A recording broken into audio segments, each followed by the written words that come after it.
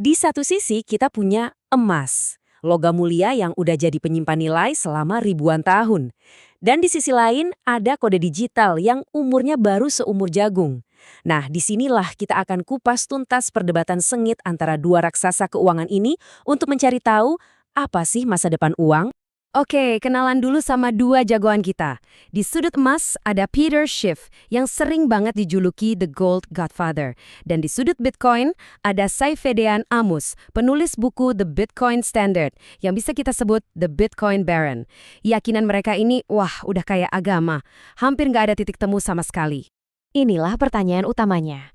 Perebutan gelar sebagai benteng pertahanan kekayaan.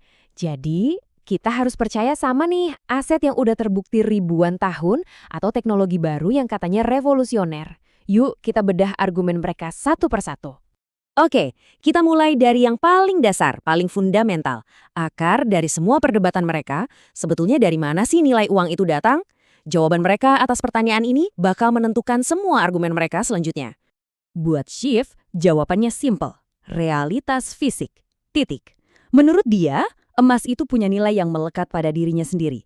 Nilai intrinsik. Jadi, Bitcoin itu apa dong? Ya menurut dia cuma token dari sesuatu yang nggak ada wujudnya. Omong kosong lah.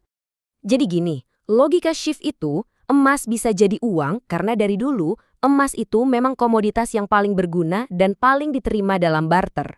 Ada permintaan nyata di industri, buat perhiasan, elektronik, dan lain-lain. Nah, permintaan inilah yang jadi lantai atau fondasi nilainya. Sesuatu yang menurut Schiff sama sekali nggak dipunyai Bitcoin. Nah, sekarang kita dengerin suara dari seberang.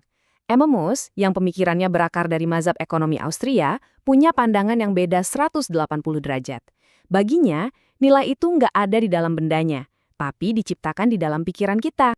Jadi menurut Ammous, nilai emas itu bukan sihir.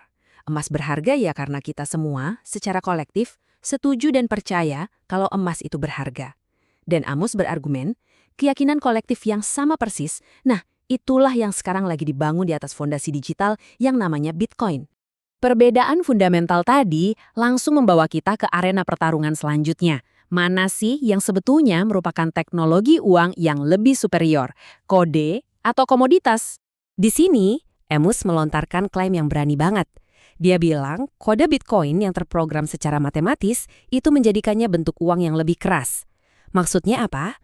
Maksudnya, jauh lebih sulit diproduksi dan ditambah jumlahnya, bahkan dibandingkan dengan emas sekalipun. Ammous nunjuk kedua mesin utama di dalam Bitcoin yang menurutnya nggak bisa ditandingin emas. Gini deh, kalau harga emas naik, para penambang bisa aja kerja lebih keras buat nambah pasokan. Tapi Bitcoin nggak bisa.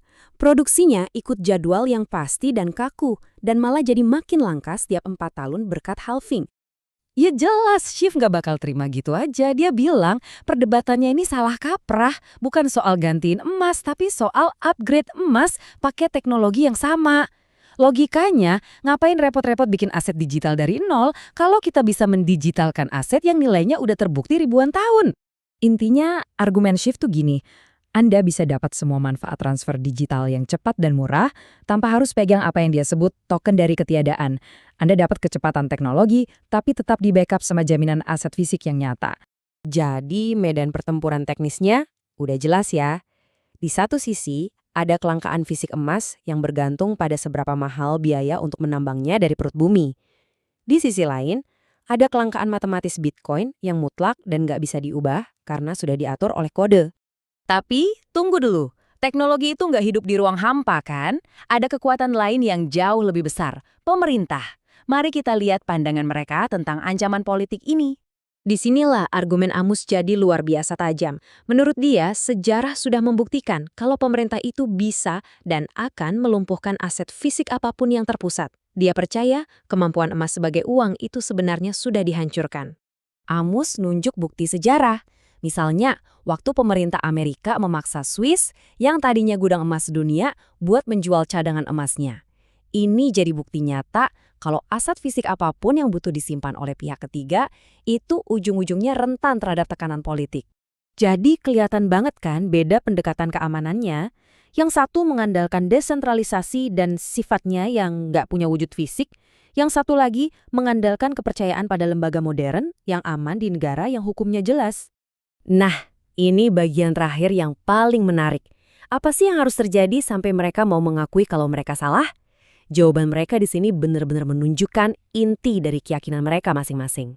Buat Saifedian Amus, argumennya itu terikat sama harga. Dia bilang terang-terangan, kalau harga Bitcoin sampai jatuh ke level ini, maka seluruh tesisnya soal keberhasilan Bitcoin itu gugur. Jadi, ada angka di mana dia bakal lempar handuk putih.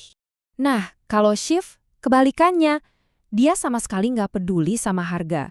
Menurutnya mau harga Bitcoin $100.000, $1.000.000 sekalipun, itu cuma gelembung spekulatif. Harga itu cuma cerminan dari delusi massal, bukan bukti nilai yang sebenarnya.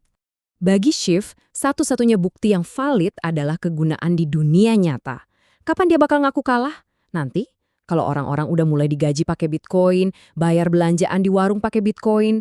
Ketika Bitcoin bukan lagi alat spekulasi untuk dapat lebih banyak dolar, tapi sudah menjadi uang itu sendiri, baru di situ dia akan pertimbangkan lagi. Pada akhirnya, perdebatan ini meninggalkan kita dengan satu pertanyaan pamungkas. Ini bukan cuma pilihan antara dua aset, tapi pilihan antara dua pandangan dunia. Antara sejarah yang terbentang 5.000 tahun ke belakang dengan kode yang menjanjikan paradigma teknologi baru. Pilihan yang kita ambil akan menentukan masa depan uang itu sendiri.